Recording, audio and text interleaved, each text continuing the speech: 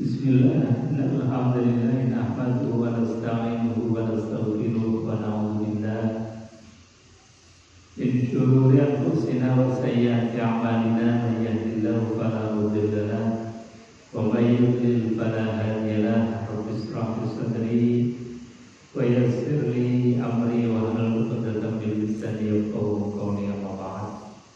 Qala Allah ta'ala fi kitabil karim wa huwa asdaqul qailin. A'udzu billahi samil 'alim minasyaitonir rajim. Bismillahirrahmanirrahim. Ya ayyuhalladzina amanu taqullaha haqqa tuqatih wa la tamutunna illa wa antum muslimun. Shadaqallahul 'azim wa shadaqa rasuluhul karim wa nahnu 'ala dzalika minasyahidin walhamdulillahi rabbil alamin. Bapak Ibu hadirin jamaah yang dimuliakan Allah Subhanahu wa taala, alhamdulillah kita sekarang sudah berada di tanggal 17 Ramadan. Gak terasa Bu ya, sudah tanggal 17. Ibu-ibu kalau sudah tanggal 17 Ramadan yang dipikir nomor yang dipikir nomor pun meh lebaran. 17 Ramadan artinya memang sudah sebentar lagi Ramadan akan meninggalkan kita. Tinggal beberapa hari lagi Ramadan pasti meninggalkan kita. Lalu pertanyaannya, Ramadan datang untuk kita, apa yang sudah kita dapatkan dari Ramadan? Apa hasil dari Ramadan yang sudah 17 hari ini kita dapatkan? Padahal Ramadan ini sungguh sangat spesial, istimewa, luar biasa. Yang kata Rasulullah, nafas kita saja adalah tasbih. Kedipan mata kita adalah zikir. Denyutan jantung kita itu zikrullah, zikir kepada Allah Subhanahu wa taala. Bahkan kata Nabi, tidurnya kita saja dianggap sebagai ibadah. Sampai-sampai ibu-ibu kalau puasa mulutnya kan pasti bau. Tapi bau mulutnya orang yang berpuasa, kata Rasulullah SAW, atyabu, lebih harum, lebih wangi dibandingkan dengan minyak wangi yang paling wangi. Ini menggambarkan begitu istimewanya Ramadan yang Allah datangkan spesial untuk kita umat Rasulullah Sallallahu Alaihi Wasallam. Artinya apa Bapak Ibu? Ramadan datang jangan kita sia-siakan. Ramadan datang betul-betul kita manfaatkan untuk taqarrub ilallah, mendekatkan diri kepada Allah Subhanahu wa taala, untuk menjadikan kita pribadi-pribadi yang lebih baik dibandingkan dengan sebelum Ramadan. Makanya gambarannya hasil puasa itu kan paling tidak ada 3. Dari sebelum Ramadan sampai setelah Ramadan. Ada yang hasil puasa, hasil Ramadan itu keluar Ramadan biasa-biasa saja. Ada yang keluar Ramadan tambah jelek. Ada yang keluar Ramadan lebih baik. Ini digambarkan seperti misalnya ada ayam. Ibu-ibu gak ada ayam ya? Enten sing ternak ayam. Orang kota sekarang untuk punya ayam saja susah. Ayam itu kalau mau menetaskan telurnya, itu memaksakan diri untuk berpuasa, tidak makan. Mungkin ketika kita waktu kecil melihat orang tua kita punya ternak ayam, Itu ayam kalau sudah bertelur, kalau mau menetaskan telurnya itu dia nggak makan. Fungsinya apa? Agar suhu tubuhnya itu naik, jadi hangat. Kita kan kalau puasa juga badannya agak selenget-selenget ya. Karena apa? Orang yang nggak kemasukan asupan makanan itu suhu tubuh menjadi hangat, menjadi panas. Nah, panasnya suhu tubuh ayam itu dijadikan sebagai alat untuk mengerami telur, sehingga telur itu kemudian menjadi hangat, dengan hangat kemudian jadi menetas. Tapi menetasnya ayam itu ya dari ayam keluar ayam lagi, nggak ada bedanya. Bedanya cuma dari kecil menuju besar itu, tapi nggak ada bedanya. Artinya apa? Proses puasanya ayam tidak menjadikan ayam itu lebih baik dari sebelumnya. Ada lagi puasanya ular. Ular itu ketika mau ganti kulit, jenenge nglungsungi, itu juga puasa.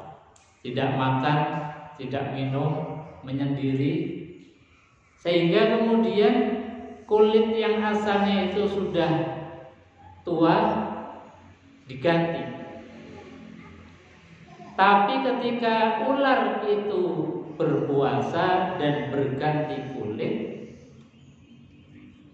bentuk tubuhnya sama, tapi sifatnya lebih jahat daripada sebelumnya, lebih agresif. Bahkan ketika punya bisanya ular sebelum puasa dengan bisanya ular setelah puasa jauh lebih mematikan bisanya ular setelah mengalami puasa. Nah, kita jangan sampai Ramadan kita datang, kita berpuasa, tapi setelah Ramadan mulut kita lebih berbisa daripada sebelum Ramadan. Lebih berbisa artinya ya ngomel, terus menzolimi orang lain, membicarakan aib orang lain terus dilakukan. Nah, ini nggak boleh. Makanya kita harus punya cita-cita menjadikan diri kita madrasah Ramadan. Paling tidak puasa kita mampu menjadikan seperti ulat yang bermetamorfosa, yang berubah. Ulat setelah melakukan puasa di dalam kepompong, tidak makan, tidak minum, setelah keluar dari proses puasa tidak berubah, tidak jadi ulat lagi, tapi berubah jadi hewan yang sangat lucu, dicari banyak orang. Ketika hinggap di dahan tidak menjadikan dahan itu patah dan menjadi indah taman-taman, itulah makhluk yang namanya kupu-kupu. Artinya apa Bapak Ibu? Proses Ramadan ini adalah madrasah. Ramadan itu adalah sekolah kawah candra di mukanya kita untuk mengosek, untuk mengolah diri kita, pribadi kita, sifat-sifat kita agar berubah dari yang mungkin tidak baik menjadi baik. Dari yang sudah baik diistiqomahkan, ditambah lagi menjadi pribadi yang bertakwa sebagaimana yang diharapkan oleh Allah. Ya ayyuhalladzina amanu kutiba alaikumusiyam kama kutiba alal ladzina min qablikum la'allakum tattaqun. Puasa menjadikan kita menjadi pribadi yang bertakwa. Bapak Ibu hadirin jamaah yang dimuliakan Allah Subhanahu wa taala. Nah, ini kita mumpung masih ada sisa waktu, kira-kira kita masih seperti dulu atau tidak. Ini harus punya cita-cita. Takwa yang menjadi cita-cita kita harus kita ukur. Ukurannya apa? Misalnya Al-Imam An-Nawawi itu ngasih ukurannya takwa agar kita gampang untuk menilai diri kita. Jadi jangan yang nilai orang lain. Kalau yang nilai orang lain kita pasti marah. Yang nilai harus diri kita. Bisanya kita menilai itu karena kita tahu ilmunya. Oh, kemarin belum ada perubahan, maka saya harus berubah. Ini yang nilai diri kita. Oh, kemarin ada perbaikan, alhamdulillah. Yang awalnya sholatnya masih bolong-bolong, sekarang sholatnya sudah genap 5 waktu. Oh, alhamdulillah, kemarin yang kerudungnya mungkin kalau pas pergi saja, sekarang kerudungnya sudah rapat, walaupun di rumah tetap pakai kerudung. Oh, yang kemarin mungkin lisannya belum bisa dijaga dengan baik, dengan Ramadan ini lisannya ngerem sedikit. Itu namanya orang yang sudah berubah. Jadi kita ada ukuran supaya kita bisa mengukur. Al-Imam An-Nawawi itu ngasih gambaran sedikit takwa itu seperti apa. Jadi kata beliau, takwa itu sebagaimana hurufnya. Huruf takwa ada berapa huruf? Kalau ditulis dengan huruf Arab ada 4. Ta, qaf, wawu, ya. Jadi takwa paling tidak itu kita memenuhi standar 4 huruf ini. Ta itu maknanya adalah orang yang hasil dari proses pendidikan Ramadan harus punya sifat yang dilambangkan dengan huruf ta. Ta itu artinya tawadhu. Napa Bu? Tawadhu. Tawadhu itu apa? Tawadhu itu tidak merasa dirinya lebih tinggi dari orang lain dan tidak menganggap orang lain lebih rendah dari kita. Itu namanya tawadhu. Meskipun kita diberikan harta banyak, nggak merasa paling kaya, sehingga ketika kita sodakohnya kemudian menganggap orang lain itu di bawah kita. Itu nggak boleh. Jadi sodakoh ya sodakoh, tapi jangan ada perasaan yang dikasih lebih miskin dari kita, lebih rendah dari kita. Jangan. Itu namanya tawadhu. Jadi tawadhu itu adalah hasil didikan Ramadan. Tidak boleh kemudian kita mentang-mentang kaya merasa dirinya kaya, mentang-mentang punya ilmu kemudian interi orang lain. Tidak boleh. Jadi memandang orang lain itu sejajar, meskipun kaya ya sejajar. Kita tahu hati, ya Allah, saya ini banyak harta, punya harta cuma titipan. Yang hakikatnya manusia itu sama saja. Jadi kemudian jangan merendahkan orang lain atau merasa dirinya lebih tinggi. Orang yang dirinya merasa lebih itu biasanya punya kelebihan harta, kelebihan ilmu, kelebihan pangkat, jabatan, dan lain sebagainya. Ini biasanya penyakitnya adalah sombong. Ini nggak boleh. Jadi hasil dari Ramadan, hati kita harus punya sifat tawadhu, andap asor, lemah lembut, menganggap orang lain sama, jangan memandang rendah orang lain. Nah, ini adalah pribadi yang takwa. Yang kedua, huruf qaf itu lambang daripada sifat qanaah. Sifat apa Bu?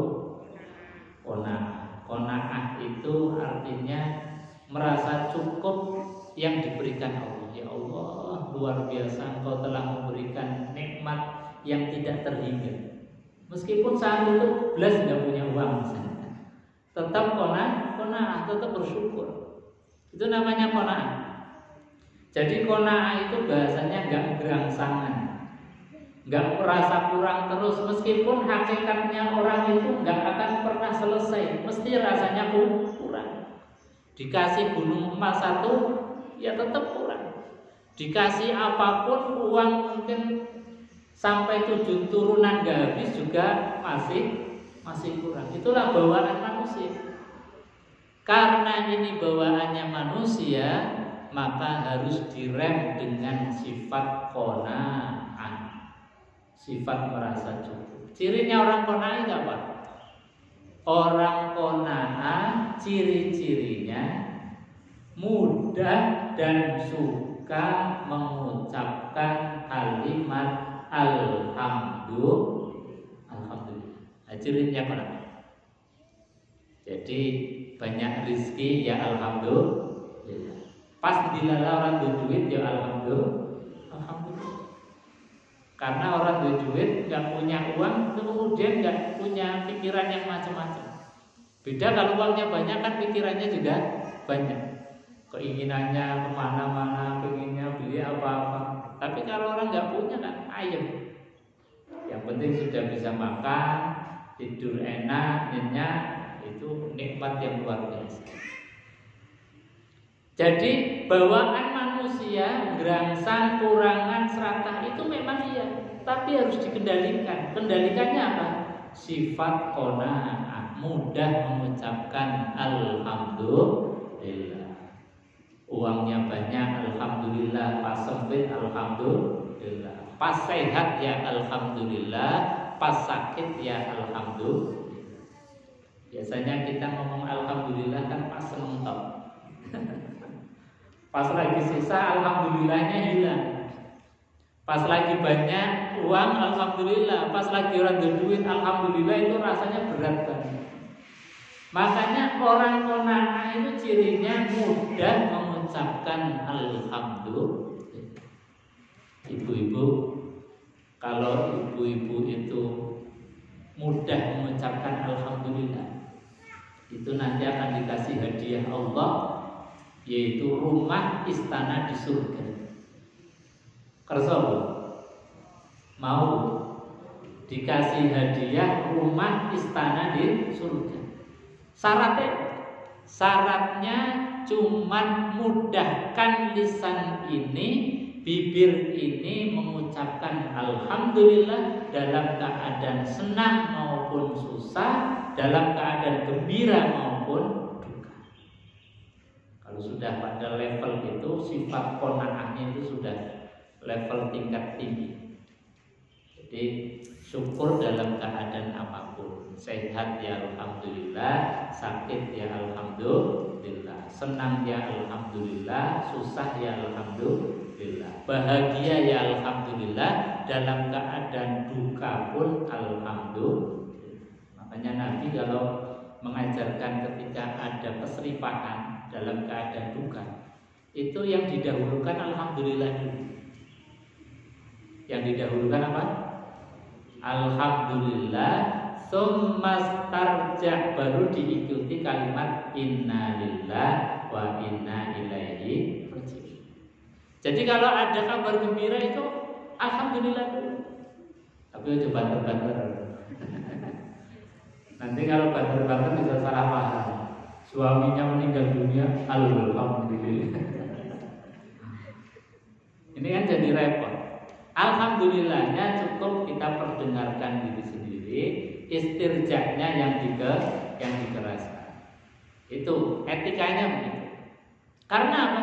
Karena alhamdulillah itu luar biasa. Satu ciri daripada sifat qanaah, yang kedua menjadikan kita mendapatkan reward hadiah dari Allah. Banallahu lahu baitan fil jannah, akan dibangunkan sebuah istana, sebuah rumah di surganya Allah Subhanahu wa ta'ala. Jadi sekali lagi mudah mengucapkan alhamdulillah. Kalau mengikuti gawan bayinya manusia memang alhaakumut takasur hatta zurtumul maqabir. Jadi kalau manusia itu memang gawan bayinya nggak pernah merasa cukup, kurang terus. Gini bang buatan, rasanya kurang terus. Dikasih miliaran pun pasti akan mikirnya jadi kurang, kok semiliar tapi. Jadi orang itu memang nggak pernah ada batasnya. Hatta zurtumul maqabir, sampai dipatok masuk ke liang lahat baru selesai. Makanya supaya sifat serakah, sifat kurang gerangsangnya ini tidak kebablasan, harus direm dengan sifat qanaah. Insya Allah kalau dididik dengan qanaah, hidup jadi anteng, jadi tenang. Nah, urip hidup ini kan nggak ada lain kecuali yang dicari adalah ketenangan. Jadi misalnya kita punya uang 1 triliun tapi tenang, dibandingkan punya uang 1 juta nggak tenang, milih mana? Milih 1 triliun dan tenang, karena yang dipilih memang tenang. Jadi yang penting tenang. Nah, orang qanaah itu menjadikan hati ini tenang. Yang ketiga, kata Al-Imam An-Nawawi, ciri orang yang bertakwa disimbolkan dengan huruf yang ketiga. Pertama ta, yang kedua qaf, yang ketiga waw. Waw itu artinya waro. Waro adalah menjaga perkara-perkara yang subhan, yang remang-remang secara hukum. Jadi hukumnya itu masih diperdebatkan para ulama. Iki janjane halal atau haram. Itu namanya subhan. Kalau sudah bisa meninggalkan yang subhan, pasti yang haram itu dijaga. Wong subhan aja hati-hati, apalagi yang haram. Jadi tingkatannya sudah di atas level meninggalkan yang haram. Itu subhan. Jadi memilih yang memang jelas-jelas halalnya, karena innal halala bayyin wa innal harama bayyin wa bainahuma mutasyabih. Yang halal itu jelas, yang haram juga jelas. Maka kita pilih yang jelas.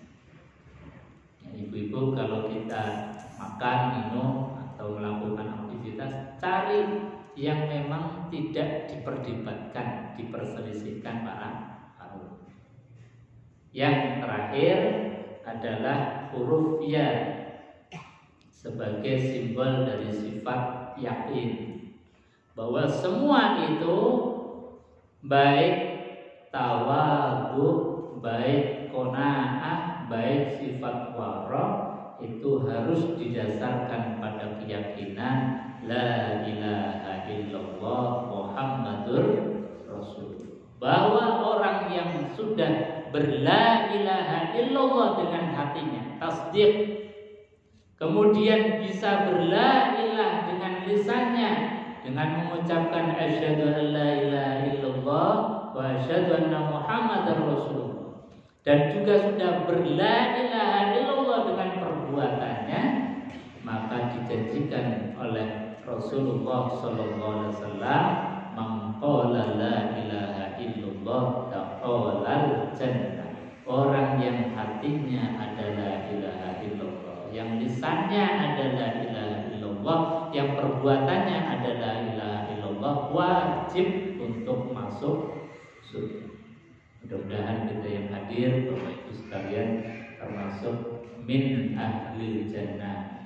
Amin ya rabbal alamin. Demikian kurang dan lebihnya mohon maaf. Billahi taufiq wal hidayah wa ridwal inayah. Assalamualaikum warahmatullahi wabarakatuh.